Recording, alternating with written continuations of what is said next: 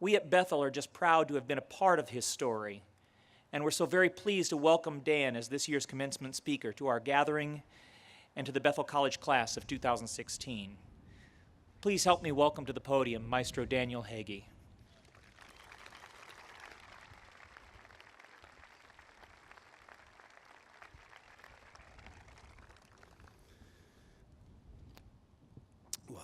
Thank you so much, President Perry White and members of the Board of Trustees, distinguished alumni, members of the faculty, devoted parents and friends, and especially the remarkable graduating students, Bethel College class of 2016. This is a great honor to give this address today. The title of my address is Find Your Own Path, and it sounds like a very obvious kind of platitude, one that we've heard time and time again. Everyone has to find his or her own path, right? So why state the obvious? But during your time at Bethel, with all the research you've done, all the lives you've studied, all the knowledge you've gained, and all the well-intended advice you've received, it takes some time and effort to realize your own individual voice. I think finding your own true path or your voice in life is sometimes even more difficult with all of the technology and access to broad communication. With the vast array of social media, we have a two-edged sword. On one hand, which is a good thing when used positively, our voice has more direct impact on many people because we can communicate our thoughts and reactions to a huge audience very quickly.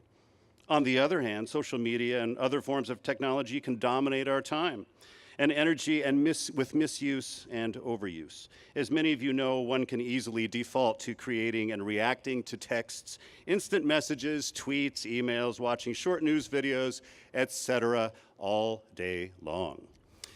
We can be endlessly distracted if we choose to be, and this leaves very little time to learn to know yourself. To find your true inner voice, and hence your own path, requires more than anything, quiet. Take in good information and then be away from it all and let your mind and soul chisel away on it. Otherwise, with all the expectations that are foisted on you from well-meaning people and the dizzying amount of inputs you are confronted with, you may find yourself leading a life that is not yours. Try to realize this as soon as possible. Now I'd like to share 6 points to consider as you leave Bethel and go out into the world. Number 1. Educate yourself. It wasn't until after I left Bethel that I was struck with the fact that one cannot expect a college professor, no matter how good he or she is, to comprehensively educate anyone. It's simply not possible. I didn't really think about this while I was in school, probably because I was so busy taking in and digesting information. But there's simply not enough time to take in the volume of information you need for your chosen field while you're in college. Hopefully, however, you've been instructed on how to teach yourself and how to think and process information. This is much more valuable than knowledge itself. The other, much more important element than knowledge is passion. And Bethel has been the place to ignite the passion or nurture the passion that has long been with you. It was certainly that place for me. So as you leave Bethel, be on a lifelong endeavor to continue to educate yourself. Now, my second point, create your own opportunities. When I first came to Bethel, I really had no idea what I would do when it came time to graduate and go to the next step. I knew I loved music in all its forms, so I took voice lessons, sang in choirs and musicals, played piano and oboe, played trombone in the jazz band, and tried to do everything in music. Instead of ever narrowing my focus, I kept broadening. I was told that I was acquiring too many credit hours in music and I needed to acquire more credit hours in other disciplines. So I spoke with Keith Sprunger, who encouraged me to seek a history major, a decision that has broadened my perspective and has helped me immeasurably over the years. While at Bethel, I had a number of well-meaning advisors who encouraged me to consider something other than a master's degree in conducting, perhaps as a backup, maybe to set my sights a bit more modestly. I listened, but in the end, I decided I would go down the very challenging path to learn what was required of a professional conductor. Was this wise? I'm not sure anyone can know something like that before knowing the outcome. Whether it was wise or not, I couldn't have known then, but I knew there was a beacon of light that led me, and Bethel was the nurturing place that helped me find it. I was willing to discover how difficult the path might be. Goethe once said, "To measure up to all that is demanded of an individual, one must overestimate one's capacities." I want to say that once more from Goethe. To measure up to all that is demanded of an individual, one must overestimate one's capacities. When I left Bethel, I went to the University of Utah for graduate school in conducting. This was my chance to focus narrower, not to broaden. However, within the field of conducting, I still wished to broaden more. My advisor in grad school said, "Choose between orchestral and band conducting." My answer, I would like to do both.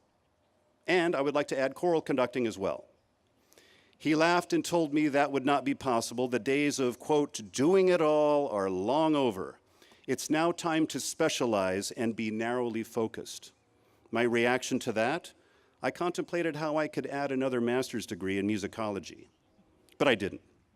My point to you is this: you can either allow a person or a situation to limit you, or you can let your passion take you beyond the artificial boundaries that are so often created by educational institutions and people who do not have your vision and cannot possibly know your potential for your future. You must create a perspective larger than that which is around you. Now, my third point, eliminate barriers. If something is of great value to you, you will find a way to make it happen. If you don't, you should. 1 year after I left Bethel, I discovered that the great conductor, Robert Shaw, yes, I'm going to tell the Robert Shaw story. So if anyone knows this story, don't stop me. I'm going to tell it anyway. Robert Shaw was going to conduct the Mormon Tabernacle Choir at the Grand Teton Music Festival near my home in Idaho.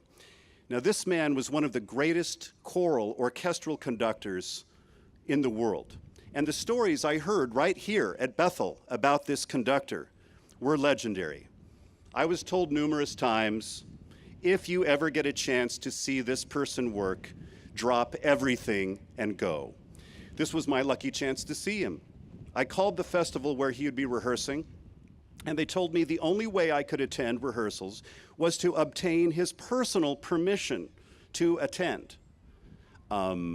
What? But there was no contact information provided to me. This is pre-Google and pre-internet. You can't just find this stuff. So many people I knew at the time, I think, would have thought this would have provided a convenient dead end. The dead enders would have said, I would have had the chance to see the great Robert Shaw, but there was no way to contact him.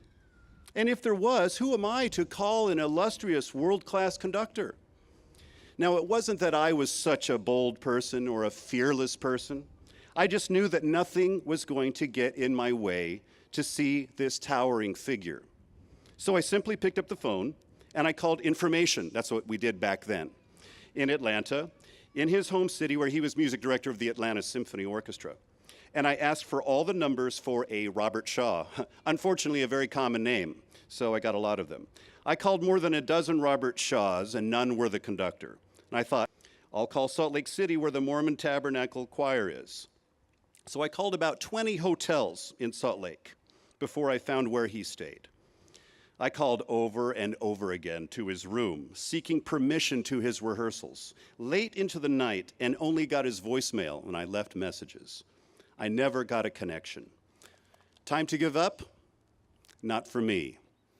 I called at 7 a.m. the next morning because I did not want to take the risk that he would be gone and out the door and I would never get his permission. My chance would have vanished. And I thought, a man of my grandfather's generation would be up early, probably by 6 a.m. anyway. So I called at 7. Finally, someone answered, his drowsy and quite disgruntled wife. She picked up, and after I explained myself to her, she spoke to something that was growling in the background. And then she told me, don't worry, just go to the rehearsal. Elated, I drove the 175 miles and watched him work, and I was in awe and overwhelmed. And it surpassed my wildest expectations, and it was all worth it. Afterward, when I got his attention to speak with him, he was fairly jolly until I told him my name. And then he recognized it from the messages I had left. He flew into a tantrum about how rude I was to call him at such an ungodly hour as 7 a.m. "You have a lot to learn about manners, young man," he told me. After I praised him with veneration and well-deserved respect, he calmed down. But then, as he walked away, he turned around to tell me to never call him at 7 a.m. Now, what did I learn from this? As I said at the beginning of this point, if something is of great value to you, you will find a way to make it happen. If I hadn't had the courage to locate him and call, I would not have obtained his permission to attend and would have missed out on a hugely formative moment in my life. The consequence? Small. Eliminate barriers. My fourth point, make something of yourself. Isn't this something we should do when we go out into the world? And what does this mean exactly? It could mean any number of things. Is it to become famous? Certainly that's one thing that it means. But as we've all heard, fame is fleeting. I would like you to take a moment and think of the last 5 champions of the Super Bowl. The most recent one is easy for me because I'm originally from Denver. Now think of the last 5 winners of the World Series. Shouldn't be tough for all of you here. How about the last 5 Nobel Peace Prize laureates? Or the last 5 Academy Award winners for the Best Actress? These are just a very few examples where recognition for achievement is in the tens of millions, sometimes hundreds of millions of people. These are a few of many examples one might say is the pinnacle of fame and achievement, situations where you would have really, quote, made something of yourself. Yet this type of fame is fleeting, and while it is the kind that many might think is a way to make something of yourself, it is also a way to become forgotten. Now, to contrast this, think of 5 people in your life that have made a powerful impact on you, someone you want to emulate. This could be a parent or other relative, a teacher, a coach, a church leader, or anyone that made a mark in your development for the better. This is easy for most of you, I'm sure. And now consider, which camp do you want to be in?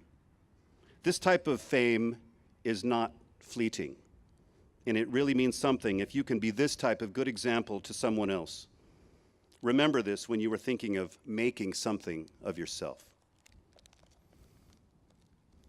My 5th point, luck tends to favor the prepared. How many times have we heard, well, he was just lucky.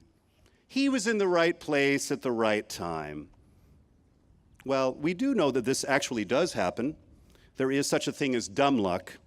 We've probably all been recipients of it, just like we've likely been recipients of bad luck, even when we did all the right things. Now, I'm not talking about this type of luck.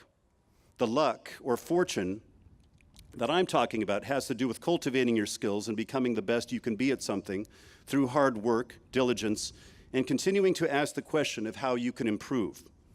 If you're absolutely doing everything in your power to develop yourself, you'll necessarily increase your opportunities to give vent to your passion, and you will be poised for success when the moment comes.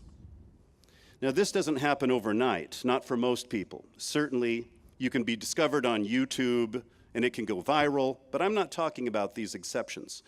I'm talking about how to build yourself from the inside out. And that can only happen with passion, vision, hard work, and consistency. I knew a number of colleagues who spent a lot of their time on the phones making contacts with various people, reworking their resumes, getting their press photo remade. And while this is important, their time would have been better spent working on their craft, because when the opportunity arises to put their craft to the test, they might just be lucky. Put yourself in a position to be poised to do your best. Why? Because luck tends to favor the prepared. My sixth and final point, how one becomes what one is. Now remember, you are not yet the person you will become. The playwright Max Frisch once said, "Time does not change us, it just unfolds us." Nietzsche wrote in his autobiographical book, Ecce Homo, with a subtitle. And that subtitle reads, "How One Becomes What One Is." Your mission in many ways is to become who you already are. Now, this might suggest the idea of predestination to you, that your life is already mapped out, and that you have to fulfill what God or the universe has already in store for you. I don't think it necessarily means that. One possibility I think it means is that all of us have multiple futures. Not one future, but many possible futures that can be ours. But we must be in charge of internal variables in order for those possible futures to be realized. Each day you wake up, you have a new opportunity to become the person you want to be. Some say, well, this is just how I am, as though there's not really a choice in the matter. I have this kind of character. But if you want to be a certain kind of person, you have all the power to control that. Each day you can decide to change your own life with a direction that begins with passion and requires vision, diligence, and consistency.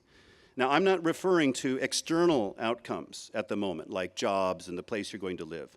I'm talking about the internal. I'm referring to who we are. We cannot be in control of what others decide about us, but we have full control over our own direction. Aristotle said our character is ours to build, and the way we go about it is to constantly act in a certain way, and those actions become who we are. He stated, we become brave by performing brave actions, just by performing just actions, and kind by performing kind actions. As human beings, our task at hand is to think about how we can make the world a better place, and we should act, but it always must begin from within. Don't be afraid to go against the herd. There is always pressure to do so. I recently got my pilot's license, and one of the first things I learned was to always take off into the wind. The opposing force is the best aid to make the plane airborne. And similarly, a difference of thought can be just what you need to strengthen, refine, or abandon an idea. Don't always steer clear of conflict, but decipher what can make you gain perspective. This often comes from surrounding yourself with people who don't necessarily think just like you do. Now, in today's world, because of seemingly limitless options in the media, we are able to listen solely to the information that confirms our prejudices. But be sure to listen to the other side. Nietzsche says in his book, Daybreak, quote, "One often hears the adage that you should have the courage to hold your convictions. But isn't it rather more important to have the courage to challenge your convictions?" In conclusion, what is your path? When I was your age, I attended just about every Wichita Symphony Orchestra concert. Now, I've become the music director. While I was at Bethel, I actually thought about the possibility that I could conduct such a group as a kind of unreachable aspiration. In many ways, thinking about it fueled the vision of wanting to work with great music and with great musicians, more in the abstract sense. But there is not a map we can see beforehand in order to get to such a destination. Soren Kierkegaard once said, "Life can only be understood backwards, but it must be lived forwards." What I'm saying is you cannot choose all the right steps to make your final destination, to find it, from this vantage point. You can only follow your passion and your beacon of truth.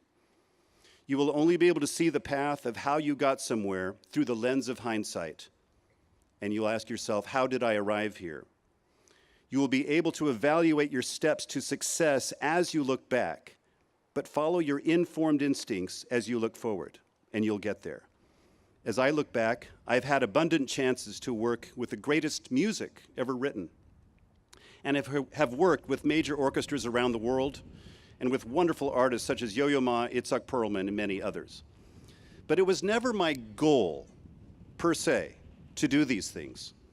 It was rather my goal to try to be the best I could be for the passion that I had. No matter what path you choose in life, you owe it to yourself and to others to follow your passion. And by doing so, you will give others around you and the world something significant. To the class of 2016, this is your beginning. Congratulations.